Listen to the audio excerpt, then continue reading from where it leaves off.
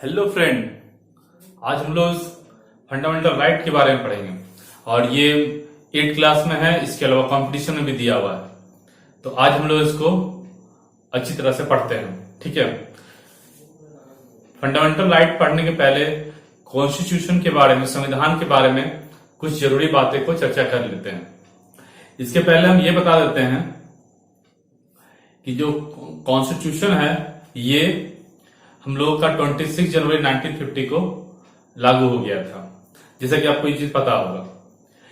इसके अलावा और भी कुछ बातें होती हैं। ठीक है, इंपॉर्टेंट बातें क्या क्या हैं, जैसे कि आर्टिकल्स, कितने सारे आर्टिकल्स हैं, कितने सारे पार्ट्स हैं, ये सभी चीजें इसके विषय में जानना भी जरूरी है। ठीक है, तो ये सबसे पहला बात कि ये जो आज का सीरीज है, आज का जो टॉपिक है वो बायलैंग्वेज रहेगा, मीन्स हिंदी और इंग्लिश दोनों ही में डिस्कस किया जाएगा। ठीक है, चलिए शुरू करते हैं। सबसे पहला बात है कि इसमें कितने सारे आर्टिकल्स हैं। इसमें आर्टिकल्स हैं कितने, वो सबसे इंपॉर्टेंट बात रहेगी 395 आर्टिकल। अब कहीं कहीं क्या है 450 भी लिखे हुए रहते हैं, उसके विषय में क्या है तो डिस्कस करते हैं। 450 इसलिए हो जाते हैं कि कुछ कुछ जो आर्टिकल्स उसमें ए बी सी का भी चर्चा किया गया है। जैसे 21 में 21A है, आप जानते होंगे, अभी हम लोग डिस्कस करेंगे। अभी 19 में 19A, 19B, 19C, 19D, और जो अमेंडमेंट होते रहते हैं उनको भी 21 में 21A डाल दिया गया, 30 में 300A डाल दिया गया। तो इस प्रकार से A B C करके अमेंडमेंट करके उसको डाला गया है। लेकिन उससे क्या होगा, 30 में अगर आप ए डाल देते हैं, बी डाल देते हैं, तो भी वो 30 के अंतर्गत ही 30 मतलब एक ही सिंगल का आ जाएंगे। अगर वो सिंगल कहिएगा तो 395 ही होगा, लेकिन अगर वो ए बी सी को भी इंक्लूड कर लीजिएगा तो 450 क्रॉस कर जाता है। ठीक है, और इसके अलावा एक बात है क्या, कितने सारे इसमें पार्ट्स हैं। पार्ट्स क्या होते हैं, जैसे कि कोई एसएसटी का बुक होता है तो उस बुक में बहुत सारे चैप्टर्स होते हैं, लेकिन उस चैप्टर्स में 3 या 4 पार्ट किए जाते हैं, हिस्ट्री, सिविक्स, ज्योग्राफी और इकोनॉमिक्स। अब इस 4 पार्ट में बहुत सारे चैप्टर्स होते हैं। तो जो चैप्टर्स हैं वो आर्टिकल्स हैं, और जो हिस्ट्री, सिविक्स, ज्योग्राफी और इकोनॉमिक्स का 4 पार्ट है वो पार्ट बोला जाता है। तो कितने सारे पार्ट हैं, तो इसमें 22 पार्ट्स हैं। ठीक है, ये क्लियर हो गया बात। तो जो 22 पार्ट्स है, ठीक है, उसी पार्ट्स में जैसे कि आपका एक से आर्टिकल एक से लेकर बांटा गया है, तो उस 1 से लेकर 4 तक है। ठीक है, फिर 5 से लेकर 11 तक है, फिर 12 से लेकर 35 तक है। ये आपका पार्ट 1 है। ठीक है, ये आपका पार्ट 2 है, और ये आपका पार्ट 3 है। तो पार्ट 3 हम लोग डिस्कस करेंगे आज। पार्ट 3 को, पार्ट 3 जो है यही है क्या, फंडामेंटल राइट, फंडामेंटल राइट्स। तो इसी को हम लोग डिस्कस करेंगे आज, फंडामेंटल राइट्स को। बाकी पार्ट 1 पार्ट 2 नहीं डिस्कस करेंगे। पार्ट 1 कंट्री के बारे में, पार्ट 2 सिटीजनशिप के बारे में, सिटीजनशिप कैसे किसी को मिलता है, कैसे किसी का हट जाता है, तो उसके बारे में, तो उसको डिस्कस करेंगे। फंडामेंटल राइट को आज डिस्कस करेंगे। तो फंडामेंटल राइट्स को कहां से कहां तक है, 12 से लेकर 35 तक है। ठीक है, और ये कहां से लिया गया है, तो ये कहां से अडॉप्ट किया गया, कहां से लिया गया है, तो ये अमेरिका से लिया गया है। ठीक है, अमेरिका से लिया गया है। और कुछ अगर कॉन्स्टिट्यूशन के बारे में और बात करना चाहें तो कितना दिन लगा था, तो 2 साल 11 महीना 18 दिन लगा था। और हम लोग का जो है रिटन है ना, रिटन कॉन्स्टिट्यूशन है, जैसे कि बहुत ही दुनिया का सबसे बड़ा माना जाता है कॉन्स्टिट्यूशन हम लोग का। क्योंकि और जो हम लोग लिए हैं, जैसे कि अमेरिका का अगर हम लोग चर्चा करें तो अमेरिका में 7 ही आर्टिकल्स है, 7 ही है वहां पे।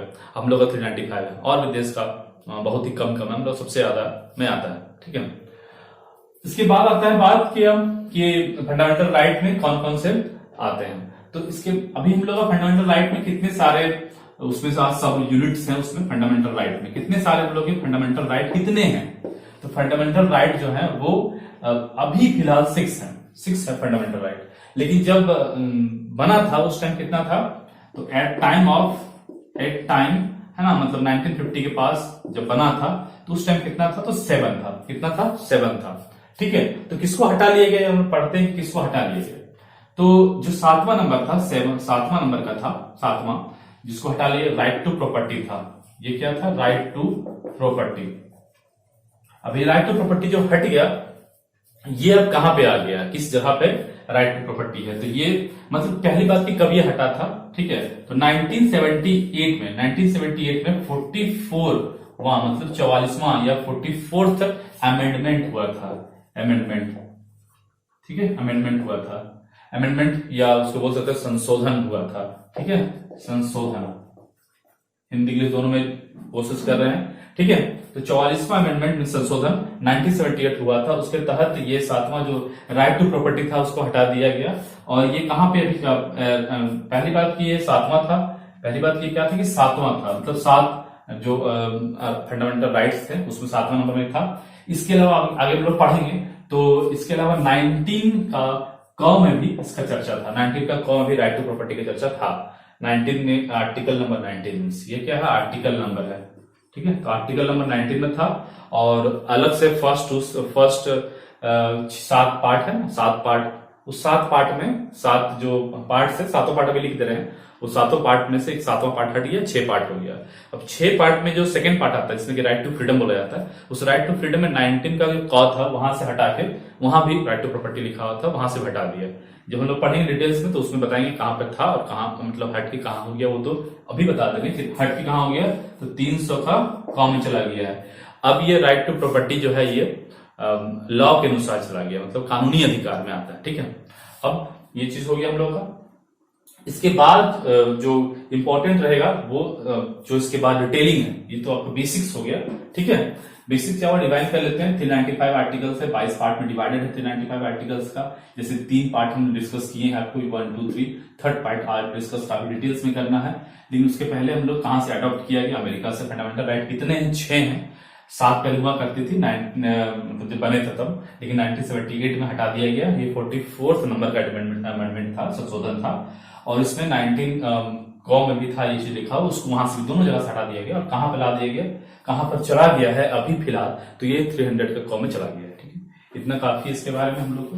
अब इसके बाद आता है कि इसमें जो 6 हैं, है ना, 7 तो पढ़ना नहीं है, 6 ही पढ़ना है। तो जो 6 हैं वो 6 कौन कौन सा है उसको डिस्कस करते हैं कि ये 6 कौन कौन सा है, ठीक है। तो हम लोग अब जरा सा आराम से धीरे से चलते हैं कि 6 कौन कौन सा। सबसे पहले 6 को लिख लेते हैं, ठीक है, और फिर 6 को लिखने के बाद उसको और डिस्क्राइब करेंगे। 6 में से पहला जो आ जाएगा वो आ जाएगा राइट टू इक्वलिटी।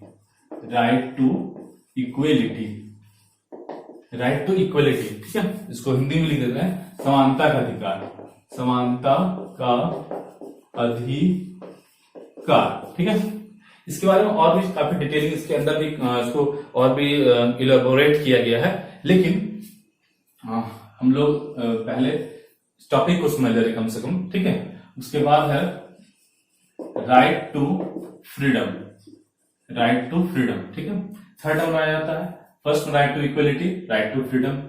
तो पहले हम राइट टू इक्वलिटी को समझ लेते हैं, ठीक है, ताकि ये चीज क्लियर होते जाए तब आगे बढ़ते जाएंगे। राइट टू इक्वलिटी में आता है ये कहां से कहां तक है, तो 12 और 13 आपका 14 से मेनली स्टार्ट किया जा रहा है, ठीक है।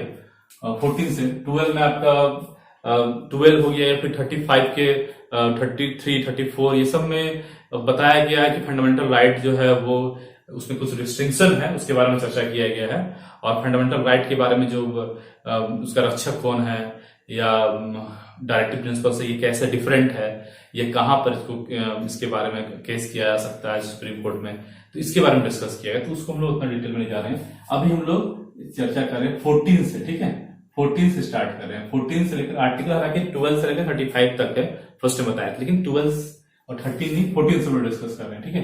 तो 14 से लेकर यहां हो जाएगा 18 तक। 14 से लेकर 18 तक जो है वो क्या है, राइट टू इक्वलिटी है, ठीक है। राइट टू इक्वलिटी, ठीक है। इसमें से पहला, इसमें भी सब यूनिट्स है, बांट दिया गया और डिटेल किया गया है उसको, ठीक है। जैसे कि आपका आर्टिकल के नाम पर लिख रहा है आर्टिकल नंबर 14, आर्टिकल नंबर 14, ठीक है। आर्टिकल नंबर 14, उसके बाद है आर्टिकल नंबर 15, ठीक है। आर्टिकल नंबर 16, आर्टिकल नंबर 17, ठीक है, और आर्टिकल नंबर 18।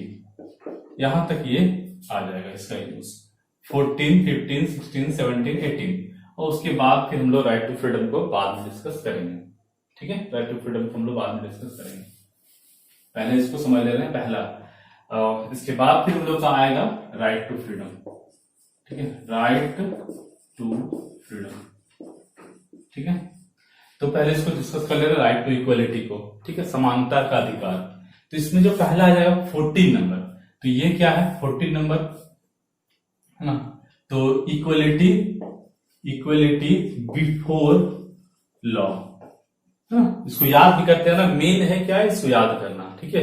तो 14 नंबर में क्या, इक्वलिटी बिफोर लॉ, मतलब कानून के समक्ष सब क्या है, बराबर है, चाहे वो जिस भी जाति का है, जिस भी धर्म का है, जिस भी जेंडर का है, ठीक है, जिस भी प्लेस का है ना। तो किसी के आधार पर भी या पैसा के आधार पर ही, किसी के आधार पर भी ये भेदभाव नहीं किया जा सकता, कानून के समक्ष सब बराबर है। बेसिकली इस इक्वलिटी में क्या है कि इक्वल करने का कोशिश किया गया, किसी प्रकार का डिस्क्रिमिनेशन नहीं होना चाहिए, क्योंकि अंग्रेज द्वारा काफी डिस्क्रिमिनेशन किया गया था। तो ये जरूरी था कि डिस्क्रिमिनेशन वायलेट हो जाए, हट जाए। फंडामेंटल राइट बेसिकली इसी के लिए है ना। तो इक्वलिटी बिफोर लॉ, लॉ के सामने समक्ष इक्वलिटी। उसके बाद 15 नंबर में आता है, 14 हो गया, 15 में हो गया, यहां पर किसी खास के आधार पर, इसमें किसी खास ग्राउंड या किसी खास चीज के आधार पर आप डिस्क्रिमिनेशन नहीं कर सकते, है ना। तो बोल सकते हो कि, बोल सकते हैं इसमें एबोलिशन, है ना, एबोलिशन, या बोल सकते हो एबोलिशन, है ना, या no discrimination, no discrimination, no discrimination, है ना, on ground of, on ground of, on ground of, ठीक है, जेंडर, कास्ट, यहां पर जेंडर, कास्ट, रेस, बर्थ, है ना, तो इस और रिलीजन, ठीक है।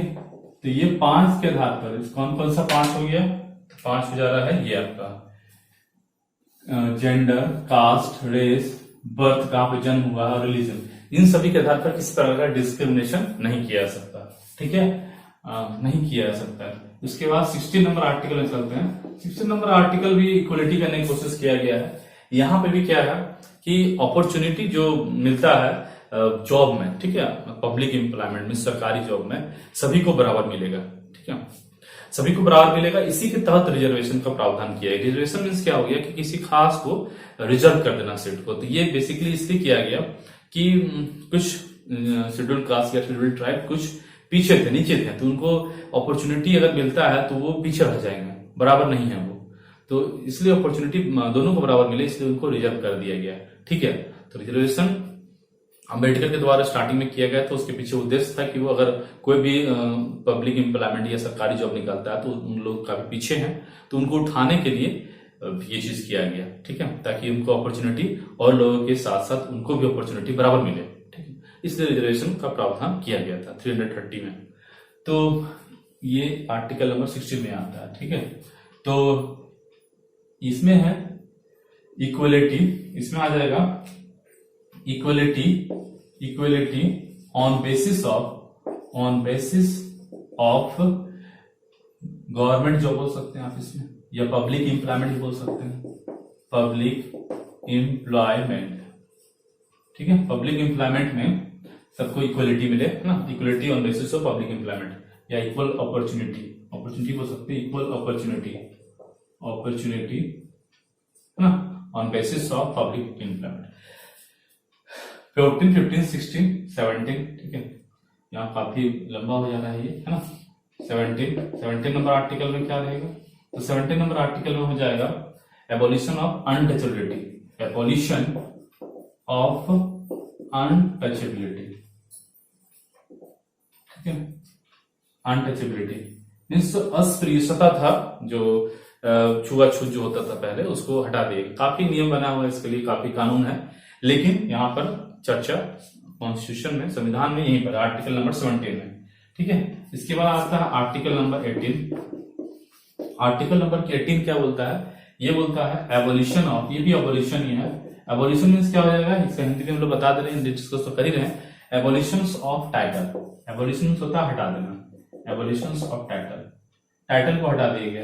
होता क्या कि पहले समय में, पहले जो अंग्रेज के टाइम में अंग्रेज अपना अपना काम निकालने के लिए कुछ जो उनके साथ फेथफुल थे, कुछ लोग जो अंग्रेज के लिए अच्छे थे, तो अंग्रेज लोग उन्हें कुछ खास टाइटल दे दिया था, जैसे खान बहादुर, राय बहादुर, ठीक है। तो ये इससे क्या होता था कि जिनको मिलता था वो अपने आप को और लोगों से जरा सा ऊंचा मानते थे, ठीक है, और दूसरे को छोटा मानते थे। तो इस चीज को संविधान निर्माताओं ने समझा और उसको पूरी तरह से हटा दिया गया, ठीक है।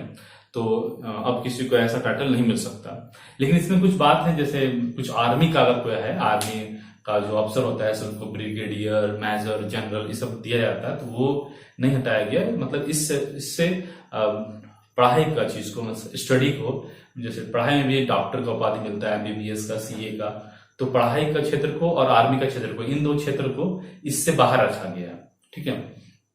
इसके अलावा पद्म भूषण, पद्म विभूषण या भारत रत्न, ये सब को भी इससे अलग रखा गया है। बाकी किसी प्रकार का टाइटल, बाकी और क्षेत्र में जो टाइटल मिलता था वो अब नहीं दिया जा सकता, ठीक है, वो हटा दिया गया। यहाँ तक कि कोई फॉरेन से भी कोई टाइटल दिया, फॉरेन से भी किसी व्यक्ति को टाइटल प्रदान किया जाता है तो वो भी हटा दिया गया है। उसके लिए राष्ट्रपति से परमिशन लेके वो टाइटल ले सकता है, लेकिन वैसे नहीं लिया जा सकता। और खैर सरकार तो खैर अपना जो सरकार है या अपना जो गवर्नमेंट है वो तो कभी टाइटल नहीं दे सकती है, क्योंकि ये कॉन्स्टिट्यूशन में लिखा हुआ है कि एबोलिशन कर देगा। लेकिन हाँ, विदेश से अगर मिलता है तो वो भी लिया नहीं जा सकता, लेकिन परमिशन के तहत पॉसिबल है, ठीक है। लेकिन आर्मी को, स्टडी को इससे बाहर रखा गया। बाकी क्षेत्रों को इसमें इंक्लूड किया गया है, दो क्षेत्र को इससे बाहर रखा गया, ठीक है। तो ये हो गया एबोलिशन ऑफ टाइटल। अब ये काफी हो गया राइट टू इक्वलिटी में। अब हम लोग चलते हैं ऐसा राइट टू फ्रीडम में, ठीक है। राइट टू फ्रीडम की बात करते हैं तो इसमें कहां से कहां तक आ जाएगा, पहली बात ये है, तो वहां पर 18 तक आया है, ठीक है।